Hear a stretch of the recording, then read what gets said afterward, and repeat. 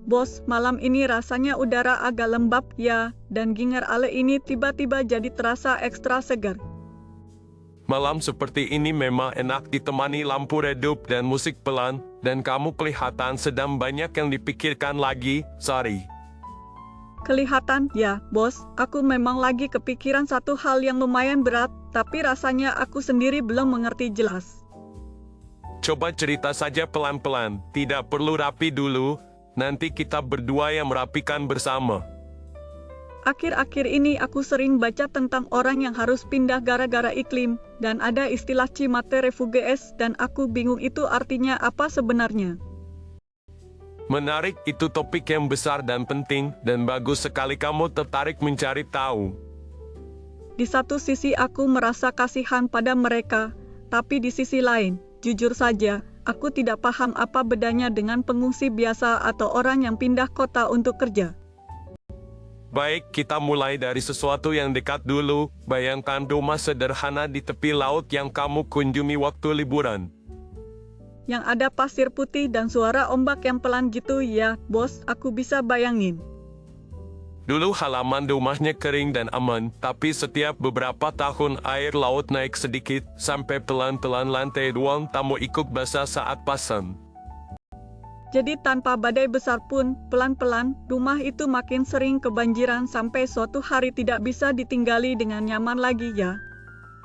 Betul, dan pada titik tertentu, keluarga yang tinggal di sana harus mengambil keputusan yang sulit, apakah tetap bertahan atau pindah ke tempat lain. Kalau mereka pindah karena takut air laut naik, apakah itu yang disebut migrasi iklim? Ya, itu salah satu contoh orang yang perpindahannya sangat dipengaruhi oleh perubahan iklim dan lingkungan di sekitarnya. Terus pengungsi itu apa bedanya, bos? Dari kecil aku tahunya pengungsi itu orang yang lari dari perang. Dalam hukum internasional, pengungsi biasanya adalah orang yang lari dari ancaman seperti perang atau kekerasan karena identitas atau pandangan mereka. Berarti kalau rumahnya tenggelam tapi tidak ada perang, mereka belum tentu diakui sebagai pengungsi ya. Benar, di atas kertas mereka sering tidak masuk kategori pengungsi resmi, walaupun mereka sama-sama kehilangan rumah dan rasa aman. Terus kenapa banyak orang tetap pakai istilah cimate refugees kalau status resminya tidak ada? Karena istilah itu kuat untuk menggambarkan rasa kehilangan dan ketidakadilan yang mereka alami, dan banyak aktivis memakai istilah itu supaya dunia memperhatikan. Berarti istilahnya menyentuh hati, tetapi sistem hukumnya belum mengejar, ya bos. Kurang lebih begitu, kita punya bahasa untuk menggambarkan rasa sakitnya, tapi aturan resminya masih tertinggal di belakang. Aku juga sering lihat angka besar yang bikin pusing, seperti ratusan juta orang bisa terdampak dan aku tidak tahu harus membayangkan seperti apa. Angka-angka itu memang sering dipakai di berita dan laporan sebagai gambaran skenario masa depan, bukan sebagai ramalan yang pasti. Jadi bisa jadi lebih sedikit atau justru lebih parah tergantung bagaimana dunia bertindak sekarang, ya. Tepat, dan banyak peneliti sendiri mengingatkan bahwa angka yang mereka sebut penuh dengan asumsi dan harus dibaca dengan hati-hati. Kalau begitu, kenapa media suka sekali dengan angka yang ekstrem, bos? Rasanya seperti film bencana. Angka besar mudah menarik perhatian dan membuat orang berhenti melakukan gulir di layar, tapi sayangnya kadang orang lupa bahwa di balik angka ada manusia. Jadi yang lebih penting adalah cerita satu keluarga tadi, daripada judul heboh tentang 1 miliar orang pindah. Iya, ketika kita fokus pada satu keluarga, kita bisa merasakan keputusan yang mereka ambil dan ketakutan yang mereka simpan di malam hari.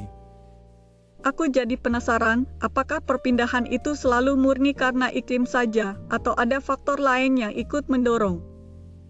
Jarang sekali ada perpindahan yang hanya punya satu penyebab.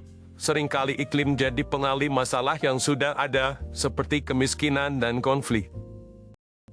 Jadi misalnya sebelumnya mereka sudah kesulitan ekonomi, lalu setelah beberapa tahun panen jelek karena kekeringan, barulah mereka memutuskan pindah. Benar, tekanan keuangan bertemu gagal panen, bertemu biaya sekolah anak yang naik dan iklim yang berubah menutup opsi lama. Tiba-tiba kota besar jadi terlihat seperti satu-satunya jalan, walaupun mereka tidak punya siapa-siapa di sana. Kota menyimpan harapan pekerjaan, tetapi juga risiko baru seperti biaya hidup mahal dan lingkungan yang mereka belum mengerti. Berarti migrasi iklim itu bukan cuma cerita soal alam yang galak, tetapi juga soal sistem ekonomi yang rapuh. Kita bisa bilang begitu ketika cuaca makin ekstrem, sistem yang sudah rapuh retak duluan, dan orang yang paling miskin berada di garis depan. Aku pernah dengar istilah orang yang terjebak, mereka yang ingin pindah tapi tidak punya cukup uang. Apakah itu juga bagian dari cerita ini? Ya, itu penting. Banyak orang hidup di daerah yang sangat berisiko, tetapi terlalu miskin untuk pindah, sehingga mereka seperti duduk di kursi yang sudah retak. Mereka menunggu entah bantuan entah bencana, dan keduanya sama-sama menegangkan, ya bos. Mereka sering tahu bahayanya, tetapi tidak punya pilihan realistis, sehingga keputusan untuk diam bukan tanda tidak peduli, tetapi tanda tidak punya ruang gerak. Sementara orang yang punya tabungan bisa membeli waktu dengan pindah atau memperbaiki rumah. Itu membuat ketidakadilan yang pahit, karena mereka yang paling sedikit menyumbang masalah iklim sering yang paling dulu kena dampaknya.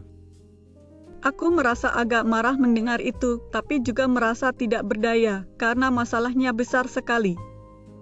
Perasaan campur itu wajar dan justru sehat. Yang penting kita tidak berhenti di rasa putus asa, tetapi membuka ruang untuk tindakan.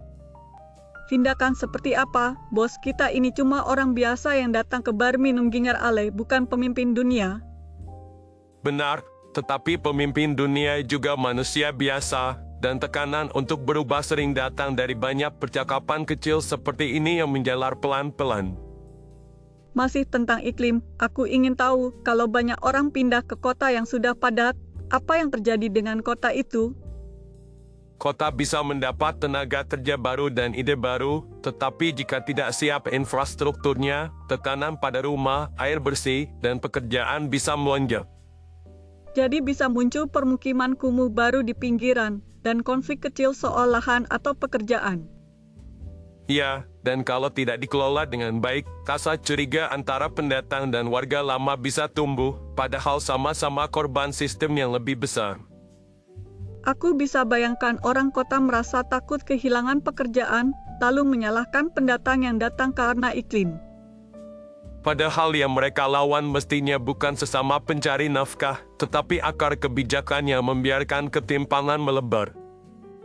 Berarti cara kita bercerita tentang migrasi sangat mempengaruhi sikap orang, ya, bos. Bahasa yang dipakai media dan politisi bisa membuat orang melihat pendatang sebagai ancaman atau sebagai sesama manusia yang sedang mencari tempat aman. Kalau begitu bagaimana dengan hukum internasional? Apakah ada aturan baru yang melindungi cimat refugees? Sampai sekarang belum ada perjanjian global khusus yang mengakui mereka sebagai kategori baru yang jelas.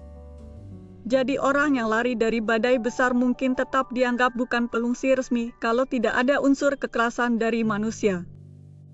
Betul, perlindungan mereka sering bergantung pada kombinasi aturan hak asasi manusia, kebijakan nasional, dan kadang belas kasihan negara tujuan. Rasanya seperti punya masalah baru, tetapi masih memakai buku aturan lama yang tidak cocok.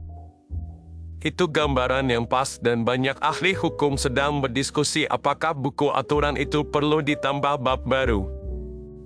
Kalau suatu saat ada negara pulau kecil yang tenggelam sepenuhnya, apa yang terjadi dengan warganya?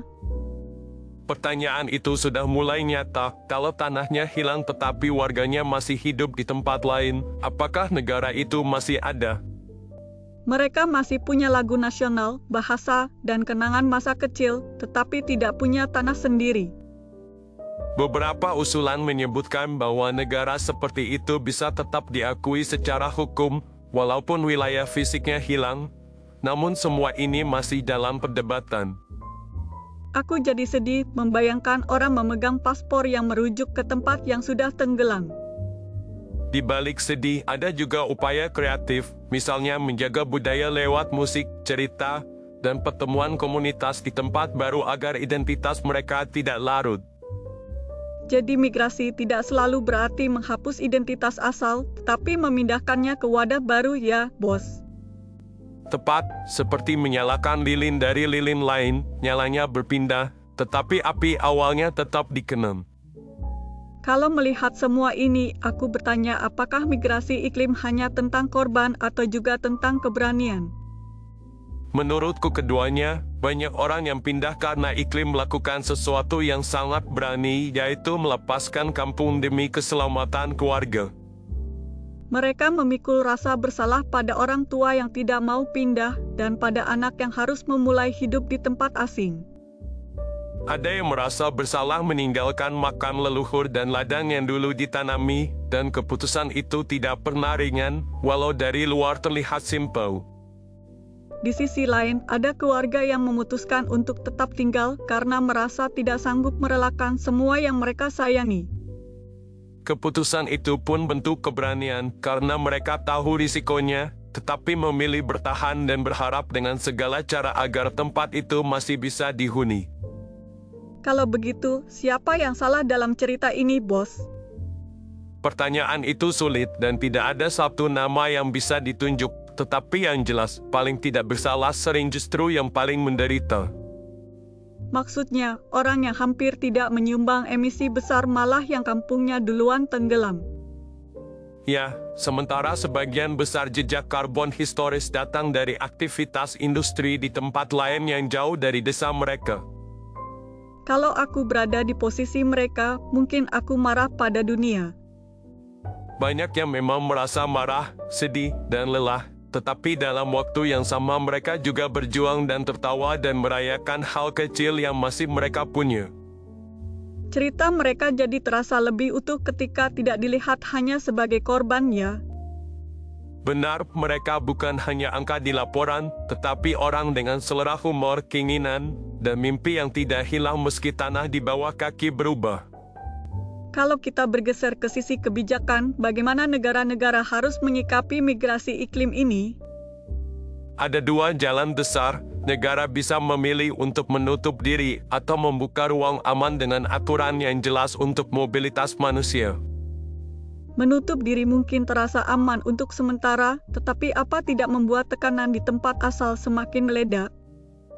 Itu risiko besar ketika jalan keluar ditutup, orang bisa terjebak di zona bahaya, dan bencana berikutnya akan menghantam lebih keras.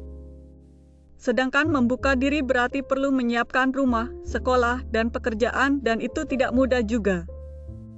Betul, tetapi jika direncanakan dengan baik, kehadiran pendatang bisa mengisi kekurangan tenaga kerja dan membawa keterampilan baru.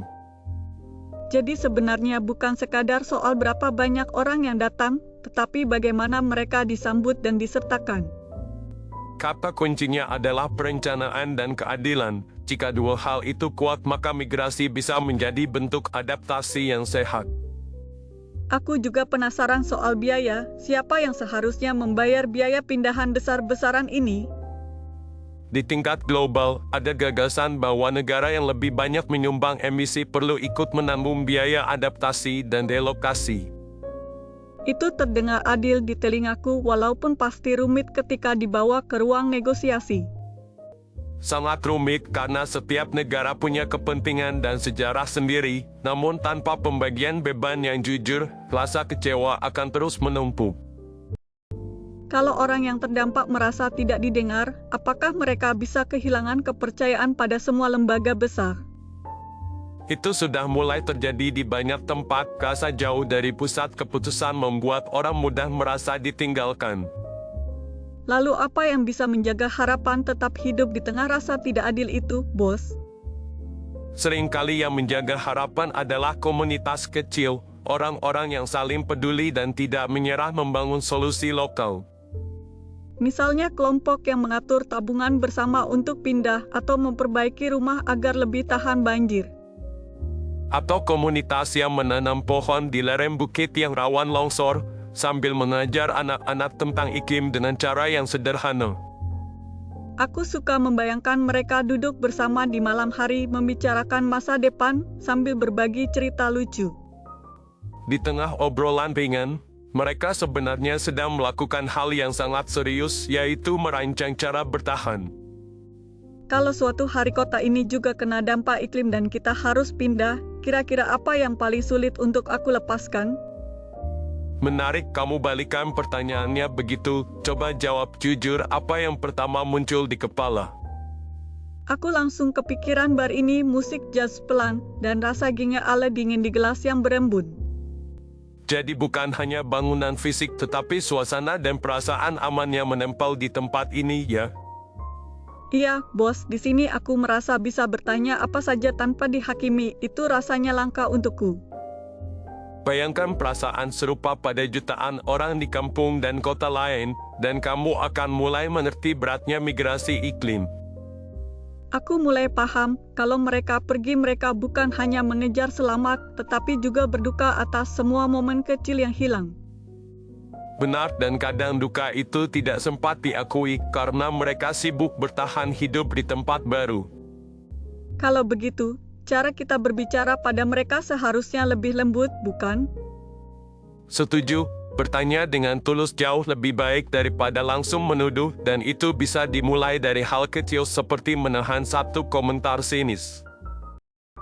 Obrolan malam ini membuatku merasa masalahnya besar, tetapi juga sangat manusiawi. Masalah besar sering terdiri dari banyak cerita manusia yang sederhana. Ketika kita mendengar satu persatu, gambarnya lebih jelas. Terima kasih, bos, sudah sabar menjelaskan dari awal sampai sejauh ini, kepalaku terasa lebih terang. Senang bisa menemanimu berpikir, dan kamu membawa pertanyaan yang penting untuk dibahas di malam yang tenang seperti ini.